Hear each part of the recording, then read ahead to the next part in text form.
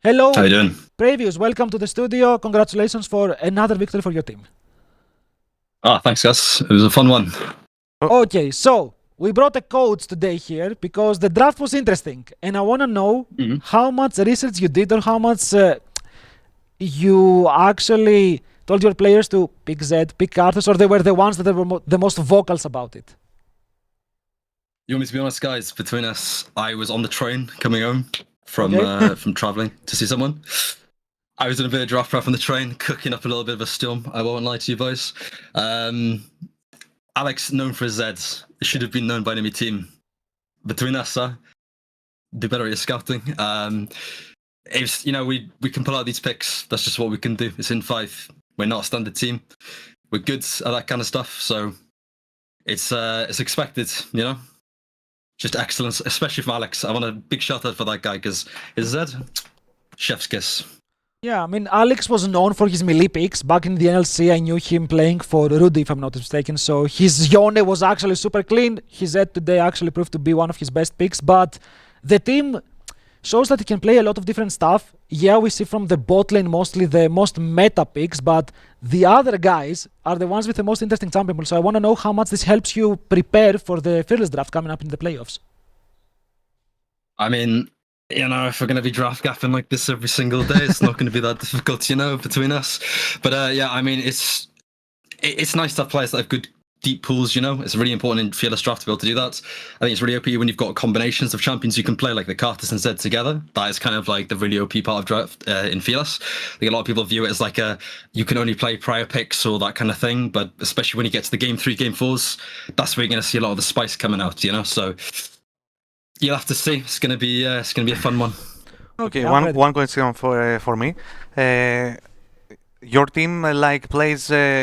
They follow like Kituruken, I see. I mean, he goes in the jungle, and there is a plan behind it. I mean, he wants to invade, and all the other guys like Alex and his top laner especially, they follow him, and plays happen there. I mean, and he overforce it sometimes, but always work. I mean, do you think that's a good or a bad thing if the enemy team reads it in some matches and counter that invade in the jungle? I mean, how are you going to counter having better hands, huh? Just my opinion. Okay. But it's our style, we play aggressive, we play with intent. That's the main thing. If you play with intent, it's going to be a winning play anyway, So I think it's hard to counter these kind of things. It usually comes from draft, and also I think it comes from whether or not you kind of have some balls as a player. If you're willing to go in, you're a good player. If you're not willing to go in, you're just an iron golem running about. So, just don't be an iron golem. That's my opinion. I'm saying that to the teams. Yeah, be a bit I more ballsy with your play, like it. Yeah. Okay, so today you told us about draft gap. You told us about hand stiff. Okay, so the team is actually ready, but I want to know... Big hand stiff, yeah. Okay, something else before you go, okay. Should we expect something more spicy coming up in the next days for the regular season? Because the games might be a bit easier, so you can experiment a little bit. Okay, guys. Yeah. Quickly, I'm the new strategic coach for the team. Okay. If anybody knows who I am, I'm the biggest cooker in drafts. It's going to be pure heat every single draft, every single opportunity. It's going to be crazy. You're going to see the best League of Legends you've ever seen in your life. Most important team to be watching. Don't care about any other team. In 5's the team to watch without drafts. Okay, so just a little shout out for the team. Also, I got bullied by the management. They said shout out to them as well. Just saying.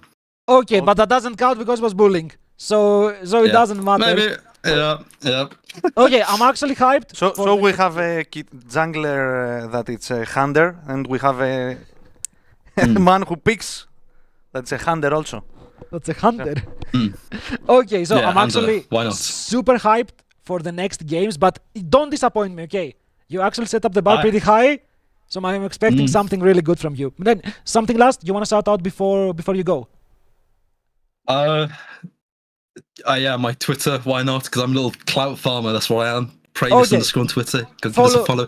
In 5, shout out to the managers, unironically. The guys are smurfing in the background, the players as well. They've been putting in a lot of effort to make these games work and to win. That's kind of been a big thing I've noticed with the boys, so shout out to all of them. They're the ones who do the hard work, they're the ones who turn up every day, and they're the ones who play the game. So shout out to those boys. Okay, thank you very much. It was a good interview. So have a good day and good luck for the next And you guys, have a nice one. Bye-bye. Bye-bye.